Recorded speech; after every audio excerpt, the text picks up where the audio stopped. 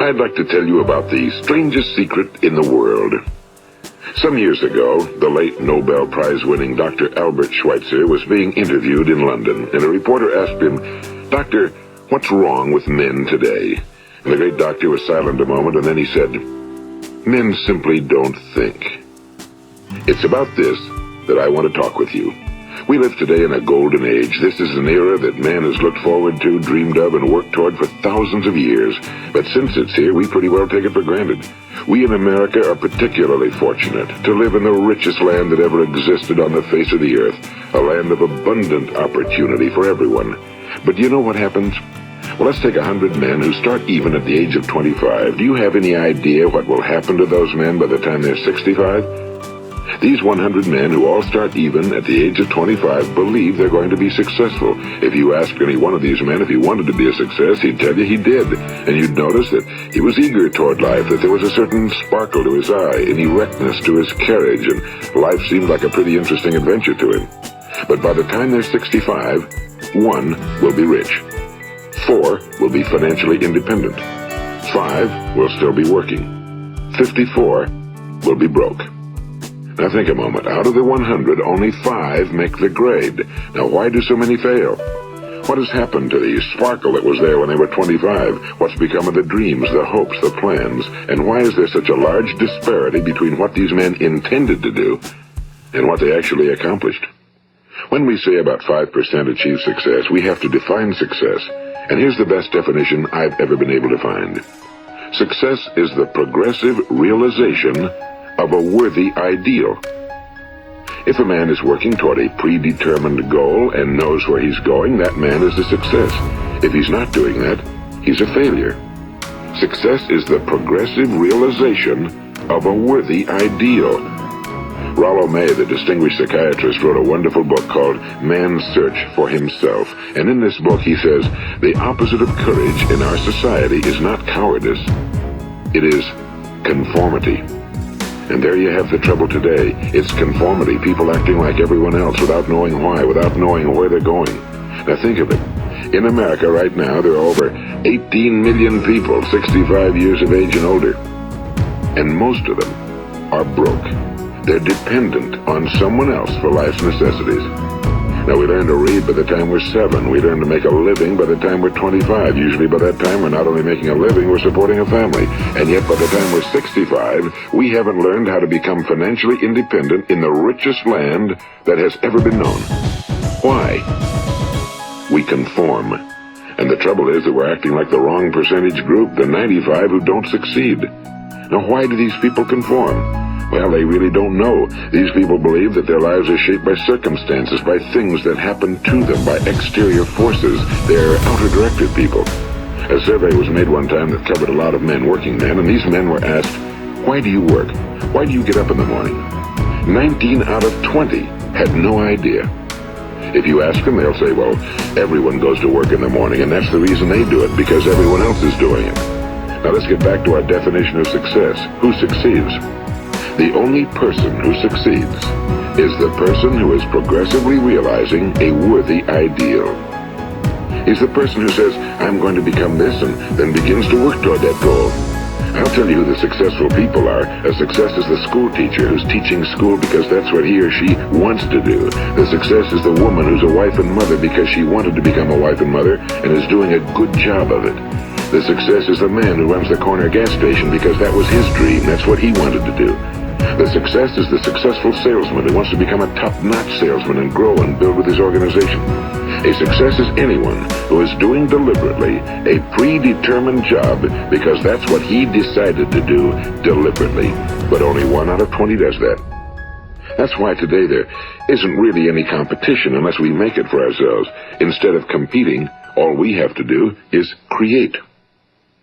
You know, for 20 years, I looked for the key which would determine what would happen to a human being.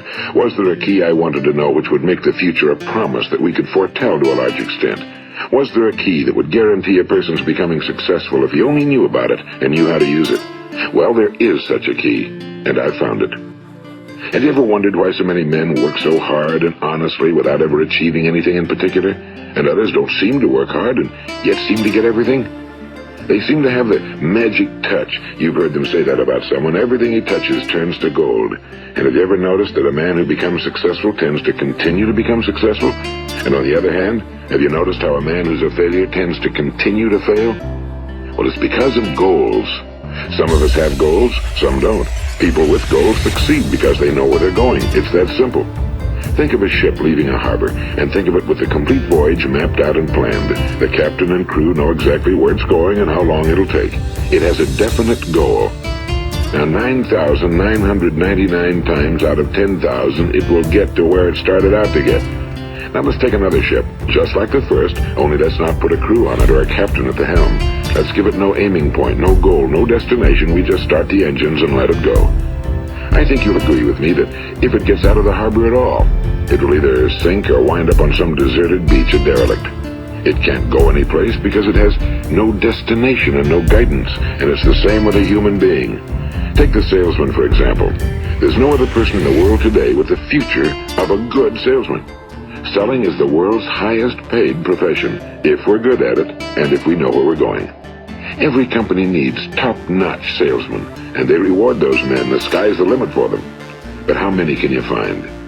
Someone once said the human race is fixed, not to prevent the strong from winning, but to prevent the weak from losing. The American economy today can be likened to a convoy in time of war. The entire economy is slowed down to protect its weakest link, just as the convoy had to go at the speed that would permit its slowest vessel to remain in formation. That's why it's so easy to make a living today. It takes no particular brains or talent to make a living and support a family today. So we have a plateau of so-called security, if that's what a person's looking for. But we do have to decide how high above this plateau we want to aim. Now let's get back to the strangest secret in the world, the story that I wanted to tell you today. Why do men with goals succeed in life and men without them fail? Well, let me tell you something which, if you really understand it, will alter your life immediately. If you understand completely what I'm going to tell you from this moment on, your life will never be the same again. You will suddenly find that good luck just seems to be attracted to you. The things you want just seem to fall in line, and from now on you won't have the problems, the worries, the gnawing lump of anxiety that perhaps you've experienced before. Doubt, fear, well, they'll be things of the past. Here's the key to success and the key to failure. We become what we think about. Now let me say that again. We become what we think about. Throughout all history, the great wise men and teachers, philosophers and prophets have disagreed with one another on many different things. It's only on this one point that they are in complete and unanimous agreement. Listen to what Marcus Aurelius, the great Roman emperor, said.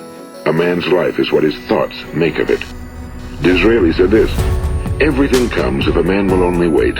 I've brought myself by long meditation to the conviction that a human being with a settled purpose must accomplish it, and that nothing can resist a will that will stake even existence for its fulfillment.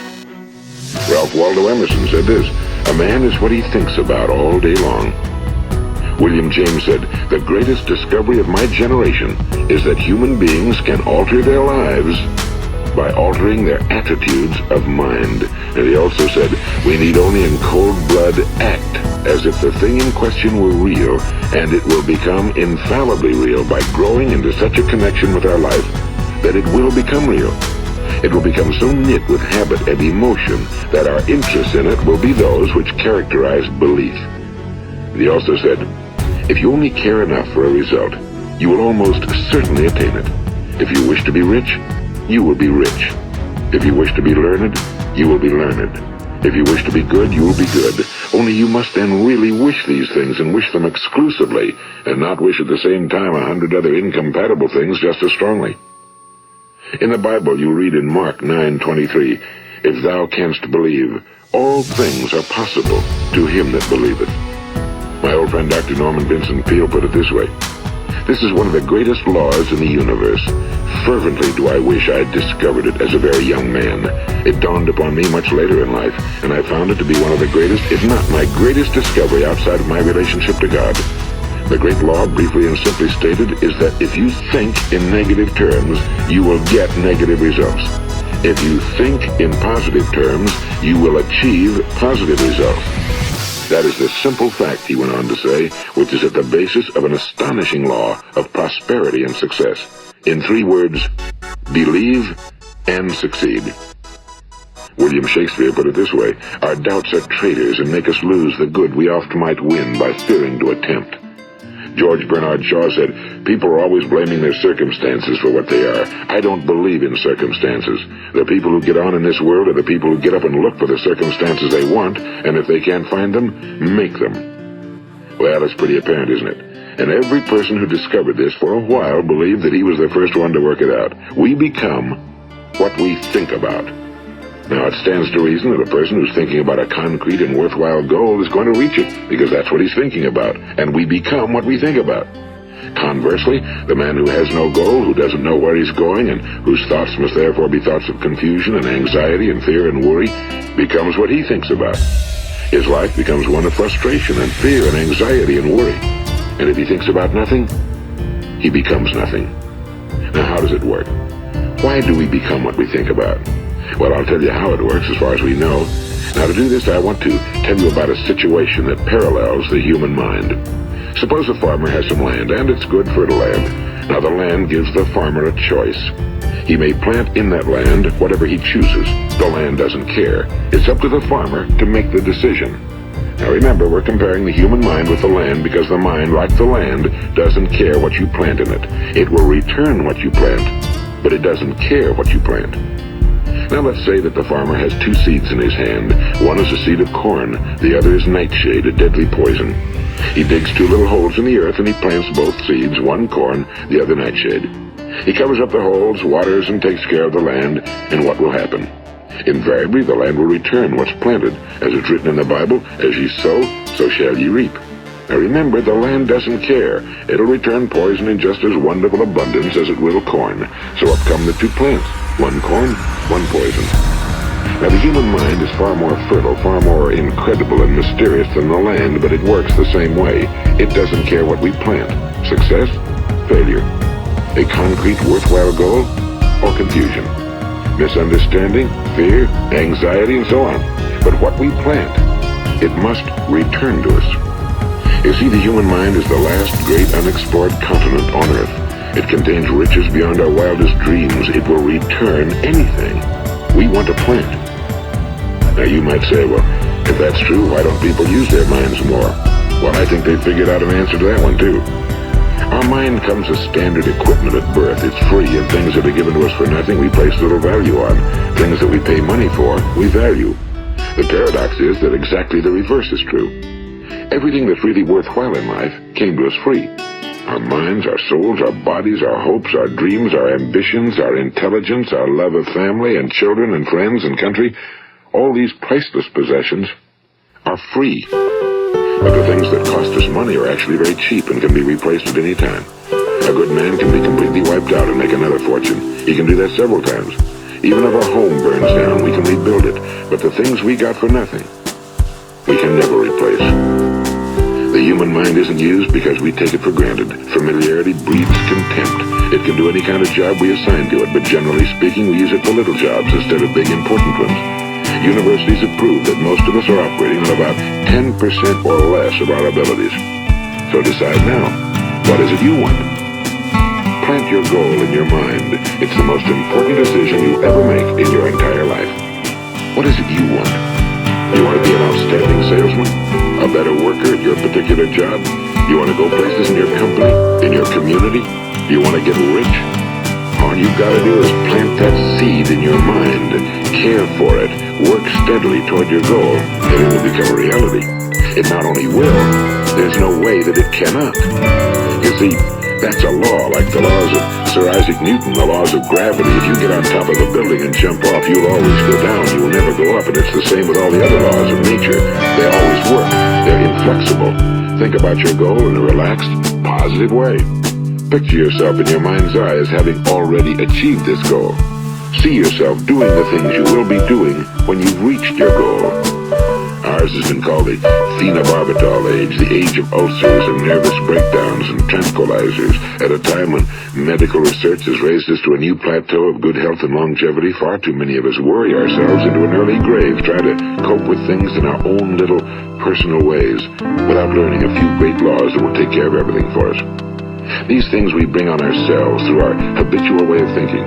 Every one of us is the sum total of his own thoughts. He is where he is because that's exactly where he really wants to be, whether he'll admit that or not. Each of us must live off the fruit of his thoughts in the future, because what you think today and tomorrow, next month and next year, will mold your life and determine your future. You're guided by your mind. I remember one time I was driving through eastern Arizona and I saw one of those giant earth-moving machines roaring along the road at about 35 miles an hour with what looked like 30 tons of dirt in it. A tremendous, incredible machine, and there was a little man perched way up on top with the wheel in his hands guiding it. And as I drove along, I was struck by the similarity of that machine to the human mind. Just suppose you're sitting at the controls of such a vast source of energy. Are you going to sit back and fold your arms and let it run itself into a ditch? Or are you going to keep both hands firmly on the wheel and control and direct this power to a specific, worthwhile purpose? It's up to you. You're in the driver's seat. You see, the very law that gives us success is a two-edged sword. We must control our thinking. The same rule that can lead a man to a life of success, wealth, happiness, and all the things he ever dreamed of for himself and his family. That very same law can lead him into the gutter. It's all in how he uses it, for good or for bad. This is the strangest secret in the world. Now, why do I say it's strange, and why do I call it a secret? Actually, it isn't a secret at all. It was first promulgated by some of the earliest wise men, and it appears again and again throughout the Bible, but very few people have learned it, understand it. That's why it's strange, and why for some equally strange reason it virtually remains a secret. I believe that you could go out and walk down the main street of your town and ask one man after another what the secret of success is, and you probably wouldn't run into one man in a month who could tell you. Now, this information is enormously valuable to us if we really understand it and apply it. It's valuable to us not only for our own lives, but the lives of those around us, our families, employees, associates, and friends. Life should be an exciting adventure. It should never be a bore. A man should live fully, be alive. He should be glad to get out of bed in the morning. He should be doing a job he likes to do because he does it well. One time I heard Grove Patterson, the great late editor-in-chief of the Toledo Daily Blade, make a speech, and as he concluded his speech, he said something I've never forgotten. He said, "My years in the newspaper business have convinced me of several things. Among them, that people are basically good, and that we came from someplace, and we're going someplace. So we should make our time here an exciting adventure. The architect of the universe didn't build a stairway leading nowhere. And the greatest teacher of all, the carpenter from the plains of Galilee, gave us the secret time and time again. As ye believe, so shall it be done unto you." I've explained the strangest secret in the world and how it works. Now on this side I want to explain how you can prove to yourself the enormous returns possible in your own life by putting this secret to a practical test. I want you to make a test that will last 30 days. It isn't going to be easy, but if you'll give it a good try, it will completely change your life for the better. Now, back in the 17th century, Sir Isaac Newton, the English mathematician and natural philosopher, gave us some natural laws of physics which apply as much to human beings as they do to the movement of bodies in the universe. And one of these laws is that for every action, there is an equal and opposite reaction. Simply stated, as it applies to you and me, it means we can achieve nothing without paying the price. The results of your 30-day experiment will be in direct proportion to the effort you put forth. To be a doctor, you must pay the price of long years of difficult study. To be successful in selling, and remember that each of us succeeds to the extent of his ability to sell. Selling our families on our ideas, selling education in schools, selling our children on the advantages of living a good and honest life, selling our associates and employees on the importance of being exceptional people. To, of course, the profession of selling itself.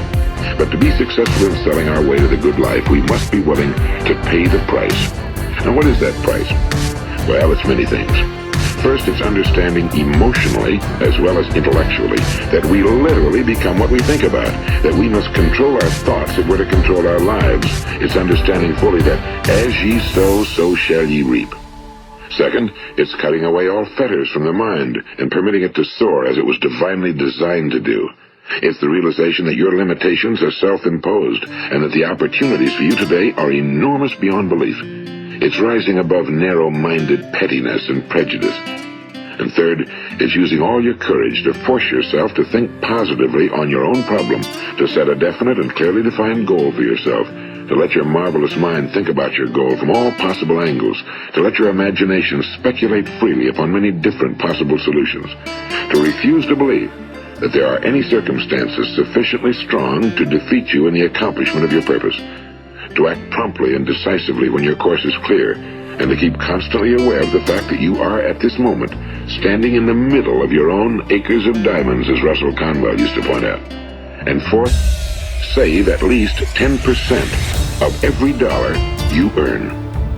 It's also remembering that no matter what your present job, it has enormous possibilities if you're willing to pay the price. Now let's just go over the important points in the price each of us must pay to achieve the wonderful life that can be ours. It is, of course, worth any price. 1, you will become what you think about. 2, remember the word imagination and let your mind begin to soar. 3, courage. Concentrate on your goal every day. 4, save 10% of what you earn. And 5, action. Ideas are worthless unless we act on them. Now I'll try to outline the 30-day test I want you to make. Keep in mind that you have nothing to lose by making this test and everything you could possibly want to gain. There are 2 things that may be said of everyone.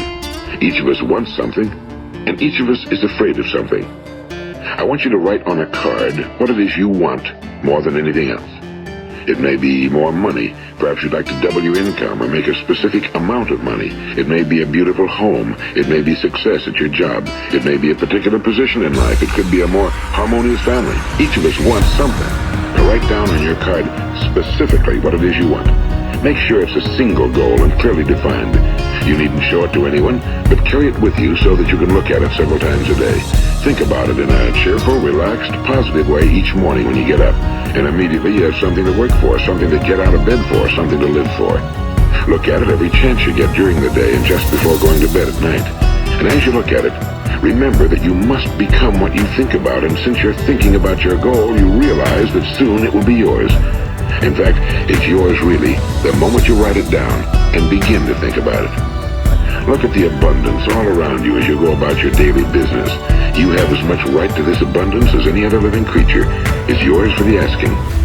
Now we come to the difficult part. Difficult because it means the formation of what is probably a brand new habit, and new habits are not easily formed.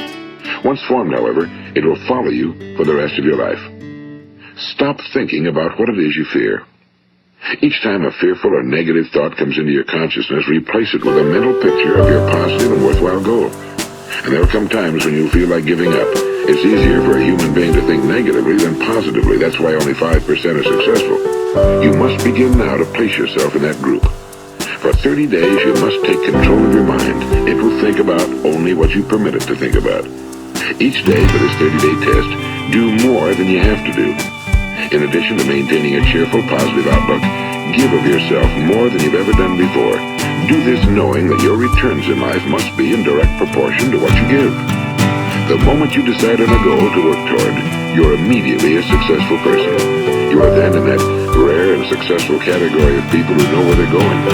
Out of every 100 people, you belong to the top 5. Don't concern yourself too much with how you're going to achieve your goal. Leave that completely to a power greater than yourself. All you have to do is know where you're going. The answers will come to you of their own accord and at the right time. Remember these words from the Sermon on the Mount, and remember them well. Keep them constantly before you this month of your test. Ask, and it shall be given you. Seek, and ye shall find. Knock, and it shall be opened unto you. For every one that asketh receiveth, and he that seeketh findeth, and to him that knocketh it shall be opened. It's as marvelous and as simple as that. In fact, it's so simple that in our seemingly complicated world, it's difficult for an adult to understand that all he needs is a purpose and faith.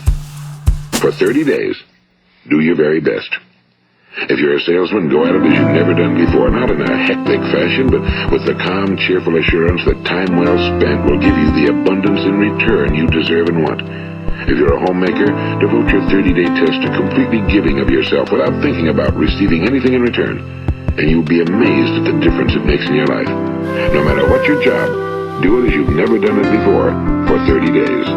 And if you've kept your goal before you every day, you'll wonder and marvel at this new life you've found. Dorothea Brand, the outstanding editor and writer, discovered it for herself and tells about it in her fine book, Wake Up and Live.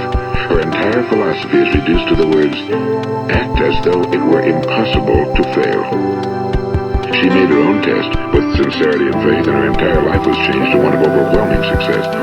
Now, you make your test for 30 full days. Don't start your test until you've made up your mind to stick with it. You see, by being persistent, you're demonstrating faith. Persistence is simply another word for faith. If you didn't have faith, you'd never persist. If you should fail during your first 30 days, by that I mean suddenly find yourself overwhelmed by negative thoughts, you've got to start over again from that point and go 30 more days. Gradually, your new habit will form until you find yourself one of that wonderful minority to whom virtually nothing is impossible. And don't forget the card. It's vitally important as you begin this new way of living. On one side of the card, write your goal, whatever it may be. On the other side, write the words we've quoted from the Sermon on the Mount. Ask, and it shall be given you. Seek, and ye shall find. Knock, and it shall be opened unto you. Nothing great was ever accomplished without inspiration. See that during these crucial first 30 days, your own inspiration is kept at a peak. And above all, don't worry. Worry brings fear, and fear is crippling. The only thing that can cause you to worry during your test is trying to do it all yourself. Know that all you have to do is hold your goal before you. Everything else will take care of itself. Remember also to keep calm and cheerful. Don't let petty things annoy you and get you off course. Now, since making this test is difficult, some will say, why should I bother? Well, look at the alternative. No one wants to be a failure. No one really wants to be a mediocre individual. No one wants a life constantly filled with worry and fear and frustration. Therefore, remember that you must reap that which you sow. If you sow negative thoughts, your life will be filled with negative things. If you sow positive thoughts, your life will be cheerful, successful, and positive. Now, gradually, you will have a tendency to forget what you've heard on this recording. Play it often. Keep reminding yourself of what you must do to form this new habit. Gather your whole family around at regular intervals and listen to what's been said here. You know, most men will tell you that they want to make money without understanding the law. The only people who make money work in a mint. The rest of us must earn money. This is what causes those who keep looking for something for nothing or a free ride to fail in life. The only way to earn money is by providing people with services or products which are needed and useful. We exchange our time and our product or service for the other man's money. Therefore, the law is that our financial return will be in direct proportion to our service. Now, success is not the result of making money. Making money is the result of success, and success is in direct proportion to our service. Most people have this law backwards. They believe that you're successful if you earn a lot of money. The truth is that you can only earn money after you're successful. It's like the story of the man who sat in front of the stove and said to it, give me heat, and then I'll add the wood. How many men and women do you know, or do you suppose there are today, who take the same attitude toward life? There are millions. We've got to put the fuel in before we can expect heat. Likewise, we've got to be of service first before we can expect money. Don't concern yourself with the money. Be of service, build, work, dream, create. Do this and you'll find there's no limit to the prosperity and abundance that will come to you. Prosperity, you know, is founded upon a law of mutual exchange. Any person who contributes to prosperity must prosper in turn himself. Sometimes the return will not come from those you serve, but it must come to you from someplace, because that's the law. For every action, there is an equal and opposite reaction. As you go daily through your 30-day test period, remember that your success will always be measured by the quality and quantity of service you render, and money is a yardstick for measuring this service. No man can get rich himself unless he enriches others. Now, there are no exceptions to a law. You can drive down any street in America and from your car estimate the service that's being rendered by the people living on that street. Had you ever thought of this yardstick before? It's interesting. Some, like ministers and priests and other devoted people, measure their returns in the realm of the spiritual, but again, their returns are equal to their service. Once this law is fully understood, any thinking person can tell his own fortune. If he wants more, he must be of more service to those from whom he receives his return. If he wants less, he has only to reduce his service. This is the price you must pay for what you want. If you believe you can enrich yourself by deluding others, you can end only by deluding yourself. It may take some time, but just as surely as you breathe, you'll get back what you put out. Don't ever make the mistake of thinking you can avert this. It's impossible. The prisons and the streets where the lonely walk are filled with people who tried to make new laws just for themselves. We may avoid the laws of man for a while, but there are greater laws that cannot be broken. An outstanding medical doctor recently pointed out 6 steps that will help you realize success. 1. Set yourself a definite goal. 2. Quit running yourself down. 3. Stop thinking of all the reasons why you cannot be successful and instead think of all the reasons why you can. 4. Trace your attitudes back through your childhood and try to discover where you first got the idea you couldn't be successful, if that's the way you've been thinking. 5. Change the image you have of yourself by writing out a description of the person you would like to be. And 6. Act the part of the successful person you have decided to become. The doctor who wrote those words is a noted West Coast psychiatrist, Dr. David Harold Fink. Do what the experts since the dawn of recorded history have told you must do. Pay the price by becoming the person you want to become. It's not nearly as difficult as living unsuccessfully. Make your 30-day test, then repeat it again, and each time it will become more a part of you until you'll wonder how you could ever have lived any other way. Live this new way and the floodgates of abundance will open and pour over you more riches than you may have dreamed existed. Money? Yes, lots of it. But what's more important, you'll have peace. You'll be in that wonderful minority who lead calm, cheerful, successful lives. Start today. You have nothing to lose, but you have a whole life to win. This is Earl Nightingale, and thank you.